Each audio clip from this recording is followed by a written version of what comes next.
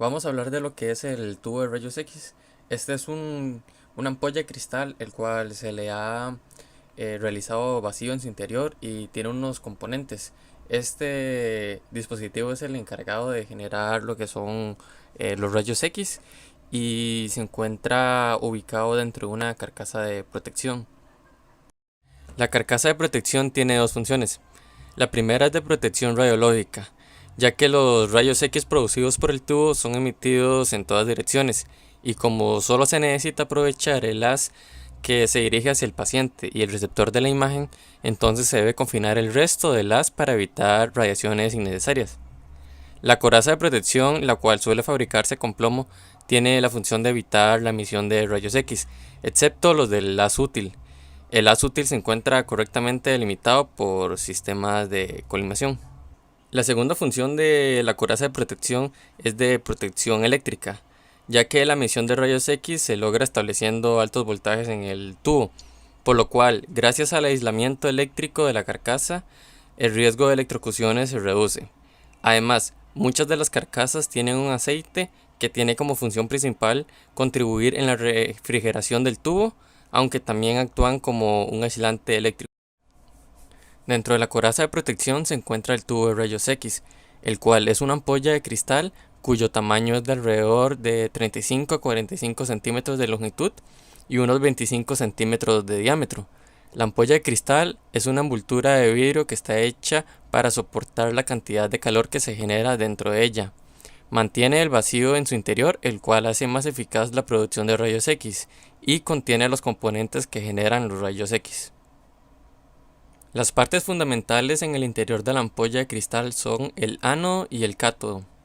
Primero vamos a hablar del cátodo.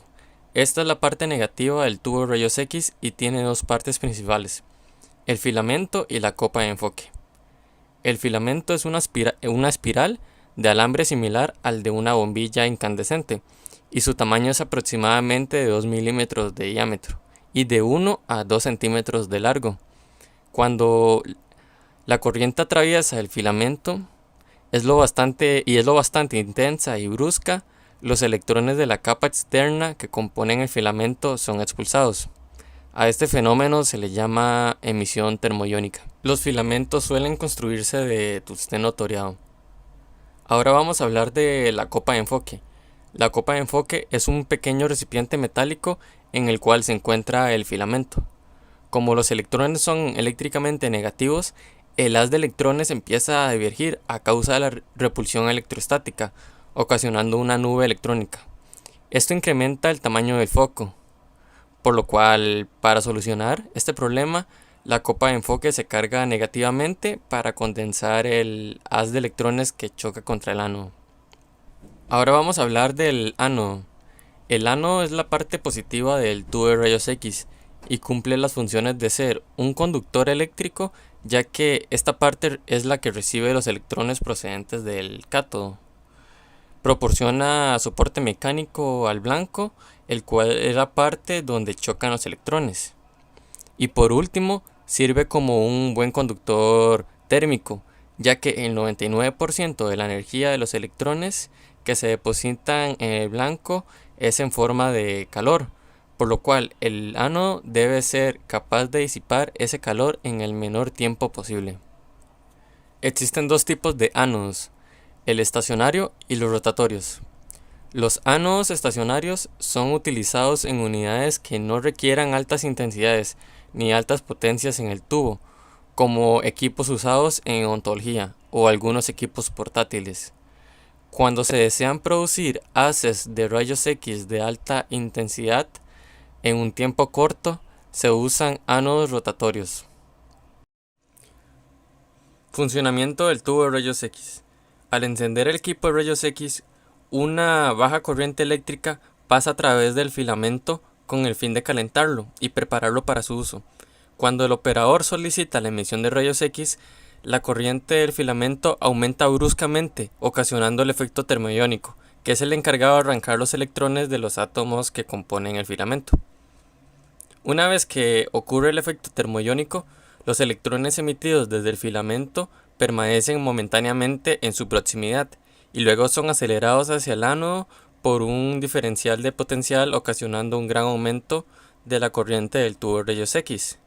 La corriente del tubo es la cantidad de electrones procedentes del cátodo que se desplazan hasta el ánodo para generar los rayos X.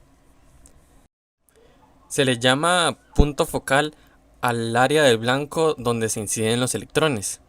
Es el lugar donde se generan los rayos X. Casi todos los tubos de rayos X de los equipos de radiodiagnóstico tienen dos puntos focales, uno grande y otro pequeño. El grande es utilizado especialmente cuando se utilizan técnicas de alta potencia que requieran una gran cantidad de disipación de calor. En cambio, el foco fino, el pequeño, se utiliza cuando se requieren imágenes de alta resolución. Emisión de rayos X. Los electrones que viajan desde el cátodo hasta el ánodo constituyen la corriente del tubo de rayos X y a veces se les denomina electrones proyectil.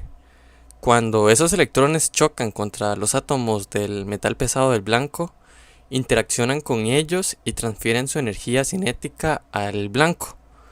Cuando los electrones interaccionan con el blanco, dan a lugar la emisión de rayos X por medio de dos mecanismos diferentes.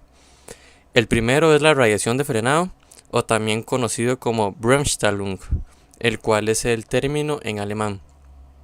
Este proceso se da cuando un electrón proyectil cede parte de su energía cinética al interaccionar con el núcleo de un átomo del blanco, ocasionando que emerja un fotón de rayos X con una energía igual a la energía cedida por el proyectil.